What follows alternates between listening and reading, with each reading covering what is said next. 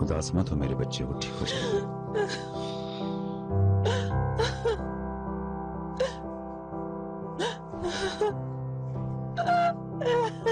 उसने ऐसी हरकत क्यों की?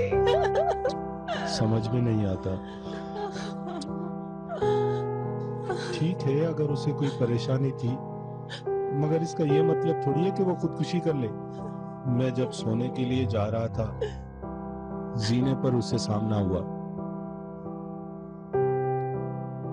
वो थोड़ी मायूस सी लग रही थी। यास्मीन, क्या है ये? देखो, एक ही घर में रहते हुए ऐसे मिलते हैं हम लोग। नहीं, मुझे नींद नहीं आ रही थी।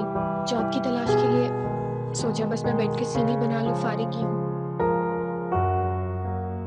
चलो आओ, कुछ देर बैठ के बातें करते हैं। काफी अरसा हो गया तुम्हारे साथ कोई बातें नहीं की मामू बांजी ने बैठ के। फिर कभी सही मामू, इस वक्त मुझे काम है।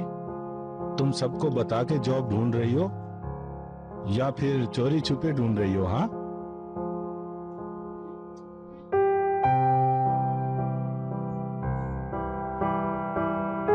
उसने मुझे देखा, मुझसे लिपट गई।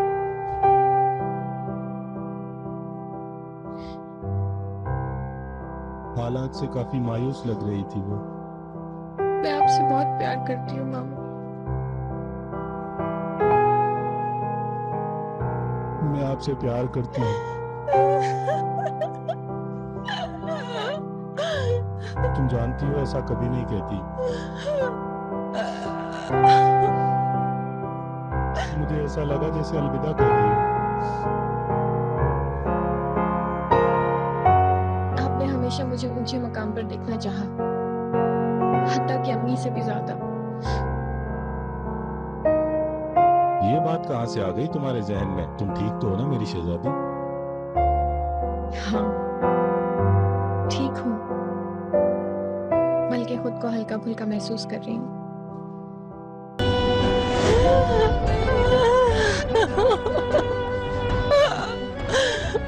कहाँ जा रही हो? मैंने कहा। उसने नजरअंदाज कर दिया और नीचे चली गई।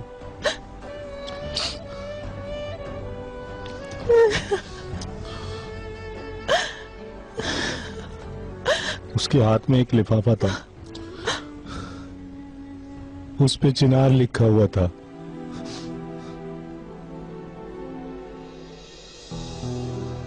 लिफाफा?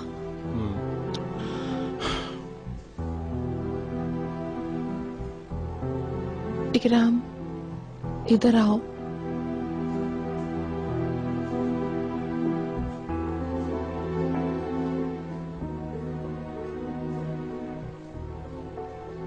ये लिफाफे वाला मसला क्या है? बाहर चल के बात करते हैं।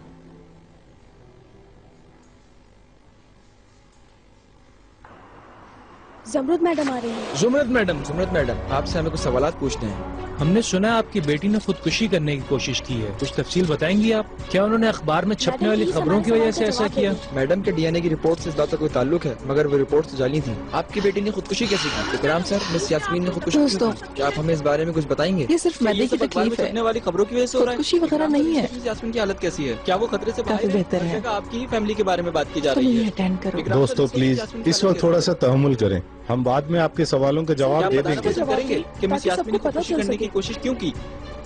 इकराम सर जवाब दीजिए प्लीज। कितनी जल्दी इन्हें पता चल जाता है। उनका तो काम ही यही है। फौरन हेड मैनेजर से बात करो, एडिटर को भी फोन करो ताकि मुझसे ब्रीफिंग लेकर उन्हें भेज दें। जल्दी करो इकराम। चलो इकराम, कि सब कुछ मैं ही करूं? मैं क्या क्या करूं? इस पर परेशान हूं। ओके ओके, अभी हल करता हूं मैं। एक मिनट ठहरो। वो लिफाफे वाला मसला क्या है? उसके हाथ में एक खत था, उस पर चिनार अलगाज लिखा हुआ था। हत्ता कि मेरी उससे बहस भी हुई। उसने मुझे पूरी बात नहीं बताई, सिर्फ जॉब का बताया। कैसी जॉब? क्या? फिर वो मुझसे लिपट गई। मैंने अपना फैसला तर्क कर दिया है, ऐसा कहा उसने। वो ऐसा करेगी मैं सोच भी नहीं सकता था। मैं उसकी बात समझ नहीं पाया और वो नीचे उतर गई। मैं भी अपने कमरे में जाकर सो गया।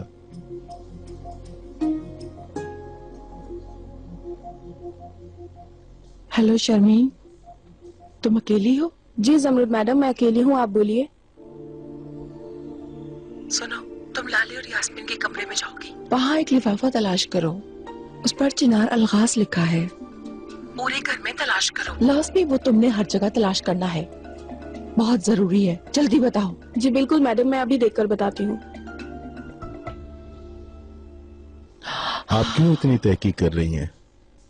इकराम, तुम्हें किसी चीज की खबर नहीं? तुम्हें याद है एक रात चिनार यास्मीन को घर लाया था? तुम्हें याद है ना?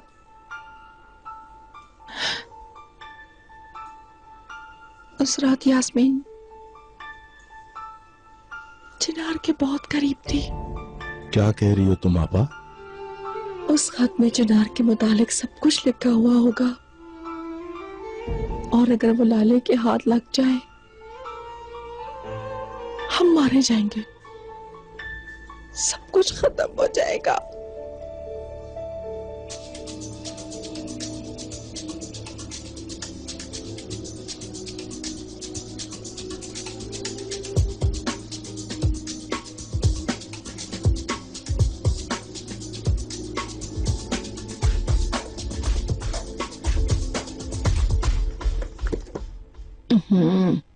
बर्फ की तरह ठंडी हो गई है कॉफी। मरवत जी। इकबाल मैडम, उस लड़की ने जान देने से पहले वाकई ये खत लिखा था। मैंने कहा था ना आपसे। कहाँ है? दो नहीं, मुझे नहीं मिला, मगर उसने ये खत चिनार सर को लिखा था। तुम्हें कहाँ से पता चला? शर्मीन अभी जमरुद मैडम से बात कर रही थी, उस वक्त मैंने सुना। उसका दिमाग खराब हो चुका है, पागलों की तरह खत ढूंढने के चक्कर में पूरा घर इधर से उधर कर दिया है। भाभी, खत में कहीं अपने मोहब्बत का इजहार तो नहीं कर दिया? जिस तेजी से तलाश किया जा रहा है उसको देखते हुए कोई तो बात है उस खत में। काश मरवत, कुछ भी करो, तुम ऊपर जाओ और वो खत ढूंढ के लाओ। उस पतली टांगों वाली लड़की से पहले ढूंढ लो प्लीज। मेरी बात सुनो, बहुत एहतियात करना, चोरी छुपे ढूंढना। हाँ बिल्कुल मैडम, आप बेफिक्र रहें। चलो उठो, हम भी चिनार के कमरे की तलाशी लेते हैं। अगर उस लड़की ने वो किसिंग वाले वाक़े के बारे में लिखा होगा, हमारी तो ईद हो जाएगी। ऐसी चीज हाथ लगेगी जिसका कोई तोड़ नहीं होगा। चलो उठो ना, चलो चलो चलो चलो। आप फिक्र ना करें, इस वक्त वो नॉर्मल हालत में है, जख्म भी ज्यादा गहरा नहीं है, बस उनका खून कुछ ज्यादा बह चुका है। देखें, हमने टांके लगा दिए हैं, वो तो शुक्र है बर वक्त हमें खून भी मिल गया। खुदकुशी किए जाने की वजह से हम साइकोलॉजिस्ट को ढूंढ रहे हैं, बाकी डिटेल वो खुद मालूम कर लेगा। मैं अपनी बेटी को देख सकती हूँ? जी बिल्कुल देख सकती हैं, मगर उसे कुछ देर आराम करने दीजिए। उससे कोई ऐसी वैसी बात मत कीजिएगा, क्योंकि अभी तक वो नकाहत महसूस कर रही है। वो जल्दी ठीक हो जाएगी। शुक्रिया, अल्लाह तेरा शुक्र। शुक्र है खतरे से बाहर है। मुबारक हो, वो खतरे से बाहर है। डॉक्टर साहब, कहिए। मैं कुछ पूछ सकती हूँ? जी बोले। आपके मुताबिक जख्म ज्यादा गहरा नहीं है, आप रुक क्यों गए थे? अगर आप मेरी राय पूछें तो दरअसल वो लड़की मरना नहीं चाहती। मेरे ख्याल से वो किसी टेंशन में है, शायद तवज्जो हासिल करने के लिए उसने ऐसा किया। इसीलिए मैंने कहा था कि साइकोलॉजिस्ट अपने तौर पे बात करने के बाद आपको ज्यादा बेहतर बता सकेगा। आपका शुक्रिया। कोई बात नहीं।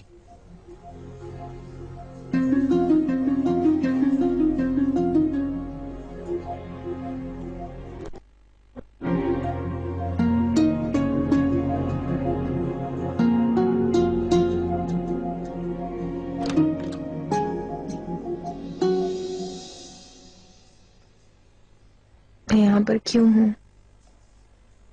आपने मुझे क्यों मरने नहीं दिया? गेम खेलना बंद करो यास्मीन, तुम्हारे कमरे में मेरे अलावा कोई भी नहीं है। कैसा गेम? अगर कोई इंसान वाकई में मरना चाहता हो तो वो वाकई काटता है, समझी? क्या मतलब माँ? मैं ये सिर्फ कुछ हासिल करने के लिए कर रही हूँ। तुम मतलूबा चीज हासिल करने के लिए सब कुछ कर सकती हो, मगर तुम इतनी बेवकूफ हो के गलती से तुम अपनी कोई रग काट लेती तो इस वक्त हम तुम्हारा जनाजा उठा रहे होते। अगर चिनार ना पहुंच जाता या फिर उस बाथरूम में तुम सुबह तक होती, जरा भी ख्याल है तुम्हें? मगर उसने मुझे ढूंढ लिया और बचा लिया। तुम करना क्या चाहती हो यास्मीन? क्यों मेरे पीछे हो?